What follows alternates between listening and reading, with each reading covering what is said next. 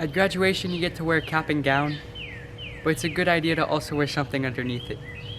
That's a quote from comedy artist Greg Tamblyn. Greetings, distinguished board trustees, administrators, staff members, fellow students, parents, and guests. I sincerely hope everyone is staying safe and healthy. I'm here today as this year's Valedictorian to tell you some things that you might already know, or that you might not know, but that maybe, just maybe, will make you think, wow, this guy knows what he's talking about. Because if I can fool you into believing that, then I may just stand a chance out in this world. Fun fact, Bill Gates graduated high school. So have Barack Obama, Oprah Winfrey, Dwayne Johnson, at least 2/3 of our teachers, and now, us. 4 short years ago, we were brought together by nothing other than the location of our parents' houses. Together we listened as we were told, welcome to high school. If you don't get your act together, stop fooling around and start studying, you are not going to succeed. For the first time in our schooling career, there were expectations, standards to be met. As my math teacher put it, gentlemen, pretend you're in grade 12. He said that this year. But you see, what adults call laziness, physicists call inertia. It's a law of the natural world. An object at rest stays at rest. Laziness just has such a negative connotation to it. The beginning of our time in high school is marked by the countless times a teacher said, you cannot complete this assignment the night before. To which we, like the great Barney Stinson before us, responded, challenge accepted. This brought us to think, can teachers really tell if we use Google Translate on an assignment? To this day, I don't know. But I'm sure we can always ask the legend who handed in a Spanish assignment written in perfect Portuguese. He has forever earned my respect. Inertia. An object at rest stays at rest unless acted upon by an external force. Due dates. One of the strongest forces in the world.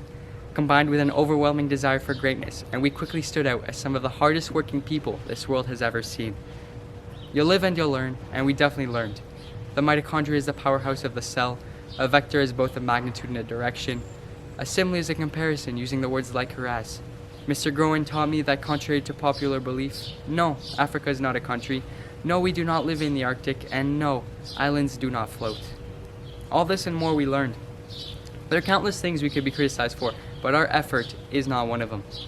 Yet believe it or not, despite our daily 7-hour bombardment of mind-blowing, brain-rattling new information, many of my greatest high school memories ended up being from outside school hours. The day I sailed in 20-knot winds, the day Belgium beat England at the FIFA World Cup, the day Belgium crushed Japan at the FIFA World Cup, the day Belgium annihilated Brazil at the FIFA World Cup, the day Belgium demolished England for the second time at the FIFA World Cup. These are all moments I will never forget. I would be lying if I said that everything had always gone according to plan these last 4 years though. Failing a test, losing a World Cup, these are things that happen. Let me tell you about my last sailing regatta of the 2019 season. Insane winds. Last race of the day, CJF and I had finally managed to pull together a decent race, and just as we entered the last leg of the race, our spinnaker broke, and we were forced to sail with 2 sails instead of 3. That meant we had to work twice as hard for just a fraction of the speed, but we grinded. Only lost 1 place, 5th place finish, best of the day. You see, many might say that our senior year hasn't exactly been smooth sailing. The teacher strikes were mildly annoying, but even those were stopped dead in their tracks by the pandemic. There's always a bigger fish. And that's a metaphor, not a simile. Shout out to the excellent English teachers for teaching us the difference. Still, we're not about to let a minuscule little virus stop us from graduating. A wise mathematician by the name of Mr. Zawada once told me that in mathematics, like in life, sometimes you have to be like water. Well, I'm here today to let you know that we are a flipping tsunami. We may have started off small, but we slowly built up momentum, getting bigger and stronger with each passing day. By the time we made it to shore, we were unstoppable. A tsunami only goes one direction, forward. You know what happens when you put a wall in front of a tsunami? Nothing. The tsunami just keeps going, forward and onwards. The truth is, the class of 2020 is an absolute beast of a class. We have an IQ that's off the charts, medals in every sport imaginable. We've raised hundreds of millions of cents for charity and volunteered tens of thousands of hours worth of community service. Our class has undeniably withstood the innumerable obstacles thrown our way, and COVID is just one more added to the list. While it would be true to say that we conquered high school, it would be a mistake to say that we conquered high school alone, because we didn't. For me at least, I'd like to give a huge thanks to my family for always supporting me, and especially to my parents for dragging me out of bed every morning. Thank you to the OTHS teachers for not only teaching us, but also supporting us along the way. A big shout out to the 4 other Valedictorian nominees, Matthew, Grace, Navi, and Ermi. It takes guts to do what you did. Finally, thank you all of you, the graduating class, for making it worth coming to school every day. Online learning is really not the same, and that's because you're not there. Y'all are amazing, and I wish I didn't have to leave you. It's not personal. It's strictly business.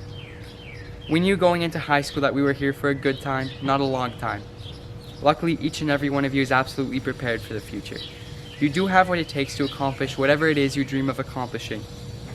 And being here today is proof of that. As Hobbes once said, so the secret to good self-esteem is to lower your expectations to the point where they're already met. Yep, that seems about right. I want each of you to know that you are smart enough and strong enough and flat out awesome enough to face whatever challenges might come your way.